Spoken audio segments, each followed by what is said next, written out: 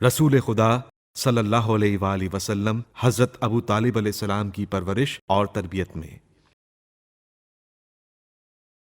جب سے حضرت رسول خدا صلی اللہ علیہ وآلہ وسلم حضرت ابو طالب علیہ السلام کی پرورش میں آئے، آپ کسی وقت بھی ان کی طرف سے غافل نہ ہوئے، چونکہ یہودیوں اور مشرکوں کی طرف سے یہ کھٹکا لگا ہوا تھا کہ کہیں موقع پا کر قتل نہ کر دیں۔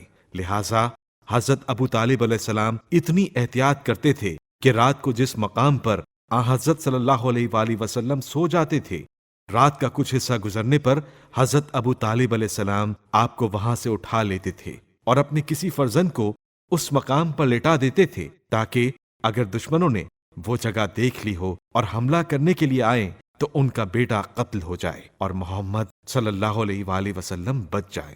اس شفقت کی مثال کہیں مل سکتی ہے؟ حضرت ابو طالب علیہ السلام نے اپنے بھتیجے کا حق کفالت بڑی خوبی سے ادا کیا۔ نہ صرف آپ صلی اللہ علیہ وآلہ وسلم کو اپنی اولاد میں شامل کیا، بلکہ ان سے بھی بڑھ کر مانا، مزید اعزاز و احترام سے نوازا، 40 سال سے زیادہ عرصے تک قوت پہنچائی، اپنی حمایت کا سایہ دراز رکھا۔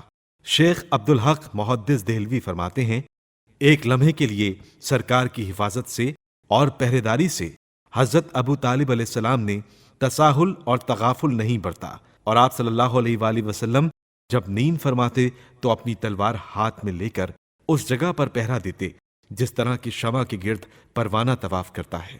اس طرح آپ صلی اللہ علیہ وآلہ وسلم کے گرد طواف کرتے کہ کہیں آپ کو گزند نہ پہنچ جائے۔ ایک بار مکہ میں بڑا سخت قحط پڑا۔ شہر والوں نے حضرت ابو طالب علیہ السلام سے کہا کہ آپ طلب باران کے لیے بارگاہ الہی میں دعا کیجیے۔ وہ حضرت رسول خدا صلی اللہ علیہ وآلہ وسلم کو اپنے ساتھ کعبے میں لے گئے اور آپ کو پشت کعبہ سے لگا کر کھڑا کیا اور کہا، بیٹا تم اس گھر کا واسطہ دے کر بارگاہ الہی میں دعا کرو۔ ہم سب آمین کہتے ہیں۔ آپ صلی اللہ علیہ وآلہ وسلم نے دعا کے لیے اپنے ہاتھ بلند کیے۔ ابھی دعا تمام نہیں ہوئی تھی کہ اچانک ایک طرف سے بادل اٹھا اور تھوڑی دیر میں بڑے زور سے بارش ہونے لگی۔ لوگ یہ دیکھ کر حیرت میں آ گئے اور حضرت ابو طالب علیہ السلام نے آپ صلی اللہ علیہ وآلہ وسلم کی مدح میں اشعار کہے۔ مولانا محمد ادریس کاندلوی صاحب تحریر فرماتے ہیں، حضرت عبد المطلب علیہ السلام کی وفات کے بعد آپ صلی اللہ علیہ وآلہ وسلم اپنے چچا حضرت ابو طالب علیہ السلام کی آغوش تربیت میں آ گئے۔ حضرت ابو طالب علیہ السلام نے آپ صلی اللہ علیہ وآلہ وسلم کو اپنی اولاد سے زیادہ عزیز رکھا اور اس شفقت و محبت سے مرتے دم تک آپ کی تربیت کی کہ حق یہ ہے کہ تربیت اور کفالت کا حق پورا پورا ادا کر دیا۔ مولانا موصوف مزید تحریر فرماتے ہیں، ایک بار مکے میں قحط پڑا۔ لوگوں نے حضرت ابو طالب علیہ السلام سے درخواست کی کہ آپ بارش کے لیے دعا کیجیے۔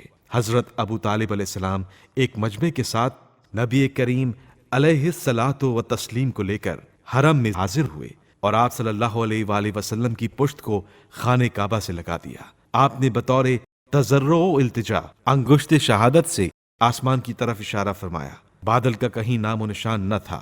اشارہ کرتے ہی ہر طرف سے بادل امڈ آئے اور اس قدر بارش ہوئی کہ تمام ندی نالے بہنے لگے۔ اسی بارے میں حضرت ابو طالب علیہ السلام نے کہا ہے، ایسے روشن اور منور کہ ان کے چہرے کی برکت سے خدا سے بارش مانگی جاتی ہے، جو یتیموں کی پناہ اور بیواؤں کا ماوا و ملجا ہے۔